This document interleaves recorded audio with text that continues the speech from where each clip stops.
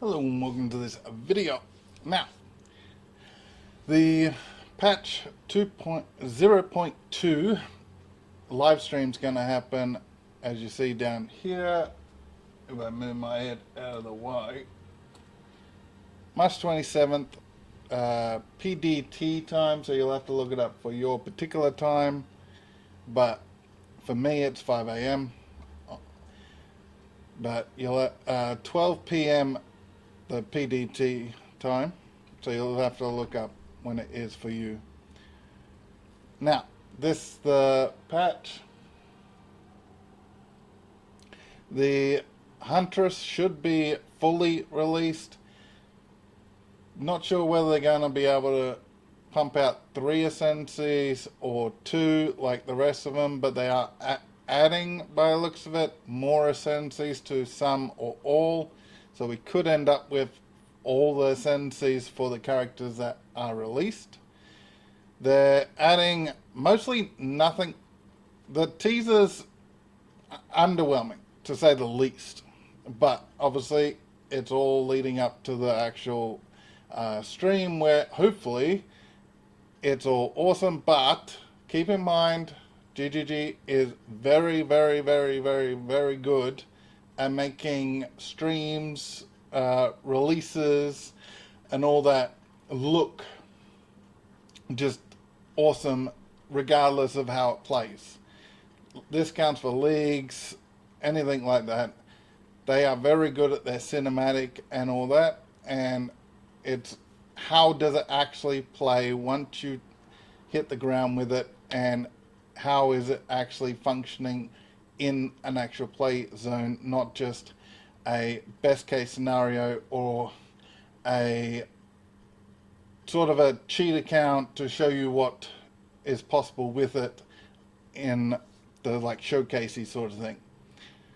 So the Huntress, depending on how they go at it, we'll see how she is. We'll leave that to the live stream. We won't say yay, nay about that. That is purely, let's have a look. Live stream and then release. Because they could change things, because they did before actual early access launch. The teasers came out. People made theory builds based around the teasers that came out. And then they changed things and then sort of nerf things on the fact that people theory craft without actually having their hands on anything. So don't assume that this, that, the other thing's going to work, because there's probably going to be theory crafting and stuff happen after the stream between that and the 2nd or the 4th, whenever the actual launch is, the 4th of April. I see it down there. The 4th of April, if they release some things on the Huntress further after it, don't expect the changes to actually stay if they look too powerful in a theory crafting sense. They have nerfed theory craft before. Now, what do we expect to happen versus what's going to happen for the update? I personally, after 3 to 4 months of being able to work in the background on things, I expect at least 1 to 2 acts. This is what I want to see, not what we're going to get. 1 to 2 acts finished, so we get 4 and 5, and then we just repeat 4 or 5, because I think everyone's over repeating 1, 2, 3, so repeating 4 or 5. Maybe no, you got to repeat Act 3 in the story sense that they've written out already. So 1, 2, 3, 4, 5, 3. If they haven't got all 3, which I highly doubt. I expect Spark to get like 75% nerf, but that doesn't actually make it broken, as in not work, not the good broken, the bad broken. Because the Gemling Legionnaire can get round that nerf There is builds out there that are getting around a future potential nerf already, and they will still be strong, and they won't cost as much, and well, they'll probably cost more if they nerf it. And it happens that the Gemling Legionnaire is actually now the Arcane Sparker. The Gemling Legionnaire will also need to be sort of nerfed, or things changed around the way that the interactions happen and pretty much destroy any Spark build for it to actually completely be out of there. It will still be meta because it will still be strong with the Gemling Legionnaire. Because a couple of people that have made it quite big on top of being like known there, but they're actually getting watched by a broader audience, and GGG and people that interact with GGG is watching them, and they create some of these broken builds that no one sees coming. There is a chance that they actually just gut it and destroy a whole aspect of the game. They have done that in PoE1. They have gutted something and just killed it, and it's taken a couple of leagues for them to bring something back, if not a couple of years, depending on when you actually want to talk about what changes actually came about to actually fix it, or what mechanics came in to bring something back to life. Now, apart from I don't really care about the endgame stuff. That stuff's going to be terrible, but not like, oh, I don't want to play endgame. Like, it's not going to be the endgame that's going to be released full patch. It's not going to be an endgame that's going to be the same 2 years after the full release. The Path of Exile 1 wasn't. Path of Exile 2 endgame will constantly change as the player base evolves, the game evolves, blah, blah, blah. I don't care about the endgame. That's not the problem that most people should be talking about, but people get paid for saying good things. The campaign and early campaign, Act 1, 2, 3, particularly 1 and 2, needs to be nerfed in a sense that you can go through up until, let's say, the Crow Bell with minimal weaponry, virtually naked, and not dominate. I'm not saying you should dominate, but you should be able to, if you chose to, go with minimal weaponry or sort of challenge yourself to just do stuff with stuff off the ground and things like that, and punch things in the face and not die. The flash charges need to be completely changed, so you kill 15, 20 monsters max and get a charge back. They can nerf the end game stuff, just cut back on the early game and the lower quality stuff.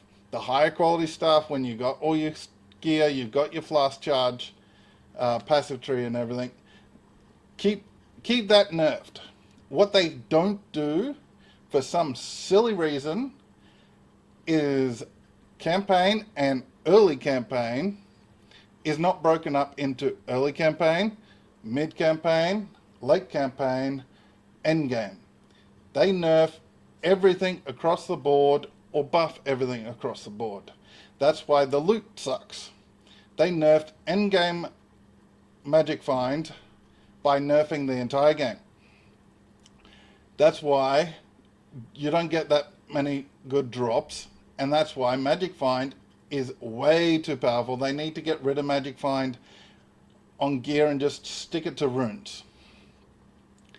That's the only way they're going to fix Magic Find, and then they can actually allow you to have drops.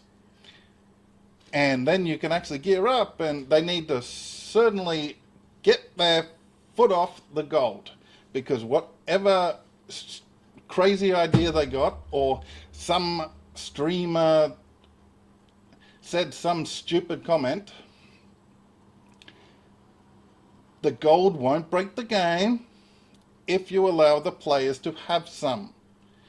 If you cannot buy gear from the traders, when you hit town, the first town after the hillock of PoE2, like I don't even know his name and I've fought him a bunch of times. I've played campaign for most of the 200 hours I've played the game. The by the time you get to town, you should be able to buy at least a item, but you should be able to go out and punch a whole bunch of things, not a boss level, not an elite pack or something. They should be a little harder, but not pretty much one-shotting you. And you should be able to drop, like, let's say 20 to 100 gold per monster. And then rares and elites obviously drop more. And then you come back, you've cleared the first area, and you've got 500 plus gold. 1,000 gold.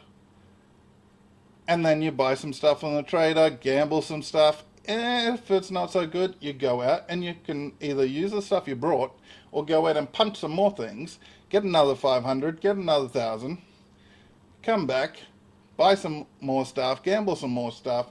You're pretty geared. You then take on the first boss with the 10 resistance to cold in that first area. You defeat her, she gets some drops, and then you can either move on or whatever. Farm the area if you want. But you move on, do the same. You're slowly progressing your gear. You've got the gold to either respec, you've got the gold to buy stuff. They need to just stop this obsession with trying to keep players down early. I don't care that some streamers and things try to break the game. I don't care that the third party people ruin the economy. The problem is they're going to do it anyway. They're going to buy currency. They're going to use cheats. They're going to use macros that are technically cheats. But most people seem it's fine because of the way PoE2 is. But I don't care about them nerfing something that can't be nerfed. Stop interactions that shouldn't happen. The oversights that they make, yeah, fix them. Like the big PoE 1 issue in Sailor of Kalgur was they didn't actually foresee people getting the Void Stones, making the maps T16, and then the only card that can drop without it being X level is a very high card. Like, that's their oversight. That shouldn't then nerf the entire game because, oh, these 4 people got a lot of currency. No, everyone doesn't get currency. Like, PoE 1 is going to pretty much be dead for the next year and a half, until they get their foot out of their backsides, get Path of Exile 2 actually constantly updating every 2, maybe 3 months, but big updates if they're going to do 2-3 months. Balance it every month. If skills are getting used like the Spark was, nerf it on the fly, see what changes happen, see how the player base change, see if you nerfed it a little too heavy, bring it back a bit.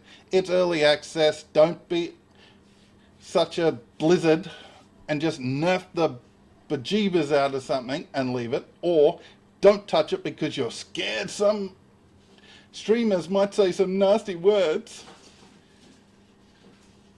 So yeah, what we expect is very underwhelming everything else. The Huntress might be gold. We will have to see how it plays. I'm expecting the meta to pretty much be a Ranger Monk. Somewhere like that play style.